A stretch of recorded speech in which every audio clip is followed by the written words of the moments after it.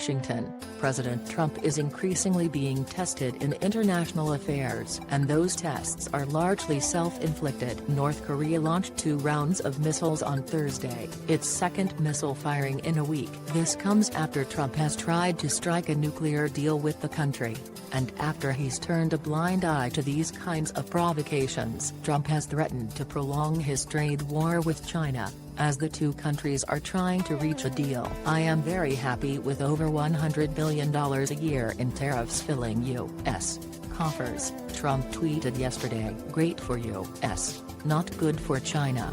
The Trump administration and Iran are flexing their muscles, with the United States imposing new sanctions on Iran and sending an aircraft carrier to the Middle East, and with Iran telling its proxy forces and surrogates that it can target U.S. assets in the region, per U.S. intelligence. And in Venezuela, President Nicolas Maduro is still in power, despite the Trump administration's efforts to topple his regime. And now Trump is questioning his administration's strategy in the region. The Washington Post writes, "Trump has taken big risks, elevating Kim, imposing tariffs, scuttling the Iran nuclear deal, trying to topple Maduro, to get his desired results. Sometimes taking risks is rewarded, and sometimes they cause you even more problems." Republicans turn on Burr after Don Jr. subpoenaed just one day after Senate Majority Leader Mitch McConnell declared case closed on the Mueller report.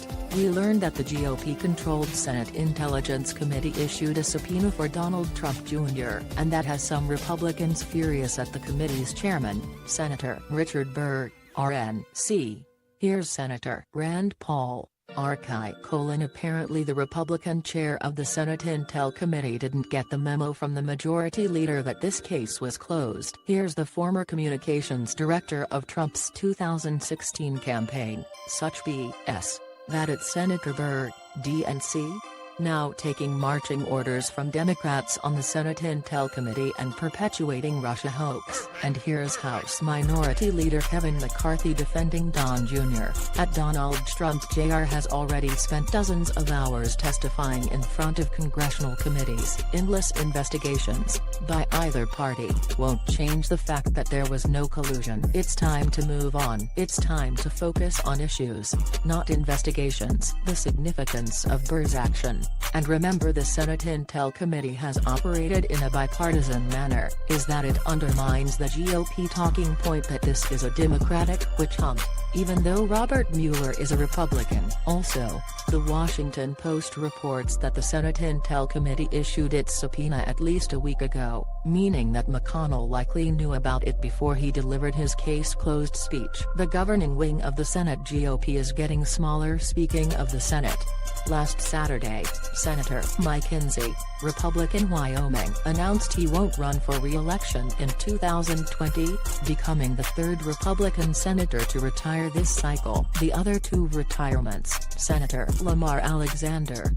Republican Tennessee, and Pat Roberts, Republican Kansas. Senator Tom Udall, DNM, is the Democrats' only Senate retirement so far. What all three men have in common is that they come from the governing wing of the Senate GOP. That doesn't mean they're centrists, but on crucial, must-pass legislation, they're usually among those willing to reach across the aisle. And it's possible, if not likely, that the Republicans who might replace them in these red states won't necessarily be members of the governing wing. 2020 vision: Buttigieg is only 2020 Deutschmarks not offering staffers healthcare. NBC's Josh Lederman reports that Pete Buttigieg isn't providing healthcare coverage to any of his own campaign workers, an NBC News review of his campaign spending disclosures shows. Instead, Lederman adds, Buttigieg is providing a monthly stipend to workers to buy insurance on their own through the Obamacare exchanges,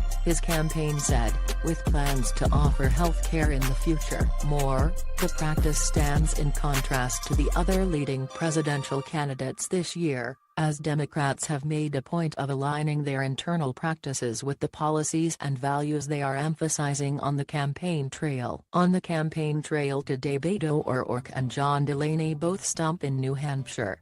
Pete Buttigieg, in California, attends an SEIU event with LA Mayor Eric Garcetti, and Kamala Harris, also in the Golden State, speaks at a San Francisco Black newspaper anniversary celebration. Tweet of the day: that's the share of Americans who say that it would bother them either some or a lot to hear a foreign language spoken in public, according to a new poll from the Pew Research Center. The share who say they wouldn't be bothered at all is 47%. But there are major partisan differences, particularly among whites. For white Democrats, just 18% say that they'd be bothered by hearing a foreign language spoken in a public place. But for white Republicans, it's nearly half. Me, new clips you shouldn't miss. A co-founder of Facebook, Chris Hughes, is calling for government antitrust action. Lawyers in Washington are weighing in on what's going on with Trump's executive privilege claim. Democrats are trying to break an impasse on a bill to address Dreamers. Beto O'Rourke has hired Barack Obama's 2008 delegate guru. Republicans in the House and Senate are wooing Liz Cheney. Other news that's out there: Trump agenda. Questioning his own strategy. The president is questioning his administration's Venezuela strategy. Here's the latest on the Trump trade talks. Trump told attendees of his rally in Florida that more disaster aid is on the way. 2020, Pete moves in on Harris turf. Pete Buttigieg has captured the attention of Hollywood donors. That's bad news for Kamala Harris. Beto O'Rourke got emotional talking about gun violence on the trail. John Hickenlooper says his life experiences are what separate him from fellow Coloradan Michael Bennett.